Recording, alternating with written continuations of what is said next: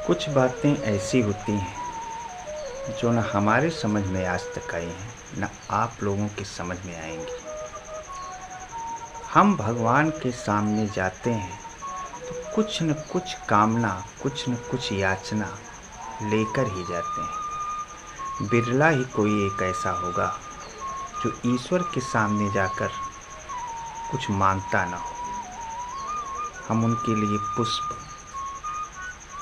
मिष्ठान सामग्री, धूप, दीप इत्यादि लेकर जाते हैं और याचना करते हैं कि प्रभु हमारी नौकरी लग जाए, हमारी बीवी बीमार है वो ठीक हो जाए, हमें अपार धन संपत्ति मिल जाए, यश और कीर्ति मिल जाए। ये सभी सांसारिक लोगों का काम है।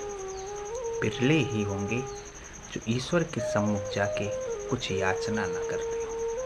चलिए, मांगने भर को तो ठीक है कि हम मंदिर में गए, पूजन किया, आरती किया और प्रभु से कुछ याचना कर ली। समस्या तब उत्पन्न होती है जब हमारी कामनाएं पूरी नहीं होती। दो प्रकार की स्थितियां बन सकती हैं, या तो हमारी कामना पूरी हो जाए या तो हमारी कामना पूरी ना हो। यदि हमारी कामना की पूर्ति हो जाती है तो उस बात को हम अपने आसपास के लोगों से व्यक्त करते हैं कि हमने इस मंदिर में गए और हमने पूजन अर्चना की, भगवान से याचना की और हमारी सारी मनोकामनाएं पूर्ण हो गई। अब यदि मनोकामना की पूर्ति नहीं होती है तब हमारे मन में एक संशय जन्म लेता है कि ईश्वर नाम की कोई सत्ता है कि नहीं, और वहीं से नास्तिकता का जन्म अपने आप ही उत्पन्न होने लगता है। मतलब ये कहा जाए कि नास्तिकता का अंकुर वहीं से फूटता है और हम अपनी बात को दूसरों से कहते भी हैं कि हमने बहुत पूजन अर्चना किया, अब हमारा भगवान के प्रति कोई लगाव नहीं रह गया है और हमारी कोई भी याचना की पूर्ति नहीं। वो बातें फैलती जाती हैं और आपकी नास्तिकता कई अन्य लोगों को भी नास्तिक बना देती है। तो निश्चय ही आप इसके दोषी हैं। आप याचना करके एक प्रपंच फैलाते हैं और उस प्रपंच के कारण लोगों में नास्तिकता उत्पन्न होती है। तो क्या आप भगवान के दोषी नहीं हुए? दूसरी स्थिति बनती है जब हमारी मनोकामनाएं पूरी हो जाती हैं। उस स्थिति में भी हम वही करते हैं जो हमारी ना मनोकामना पूर्ण होने की स्थिति में किया था।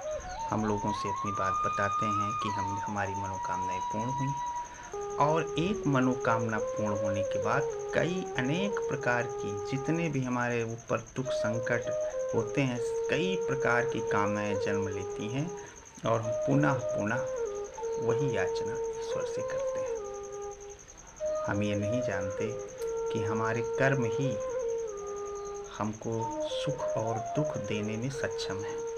ईश्वर सबका हमेशा भला ही चाहता है।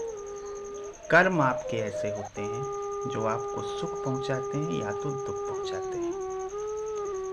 तो इस वीडियो को बनाने का केवल एकमात्र मकसद था कि अपने मनोकामनाओं की पूर्ति, अपनी याचनाओं की पूर्ति के लिए ईश्वर से याचना न की जाए। एक आस्थावान व्यक्ति बनिए, पूजन पाठ कीजिए, लेकिन याचना शब्द को अपने मन से निकाल दीजिए।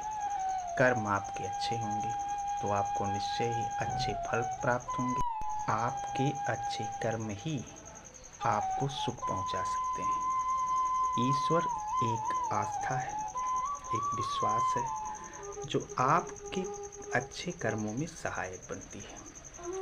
वीडियो अच्छा लगा हो तो लाइक कीजिएगा, सब्सक्राइब कीजिएगा और कमेंट बॉक्स में ज़रूर लिखिएगा कि आप ईश्वर से कामना करते हैं कि नहीं करते हैं, और प्रयास कीजिएगा कि ईश्वर का पूजन पाठ किया जाए, लेकिन उनसे बार बार याचना न की जाए। आपसे कोई वैसे भी जितने बार मिले कुछ न कुछ मांगते ही रहे तो आपके मन में भी ये हो जाएगा कि ये रोज़ आता है और केवल मांगने का काम ही करता है। तो धीरे धीरे उसके प्रति तो एक अलगाव अपने आप स्वतः ही पैदा होने लगता है। तो हम कुछ अच्छे कर्म का करें, ईश्वर के प्रति आस्था भाव रखें और अपने जीवन को सुखमय जिएं। आप सबका बहुत बहुत धन्यवाद। जय श्री राम।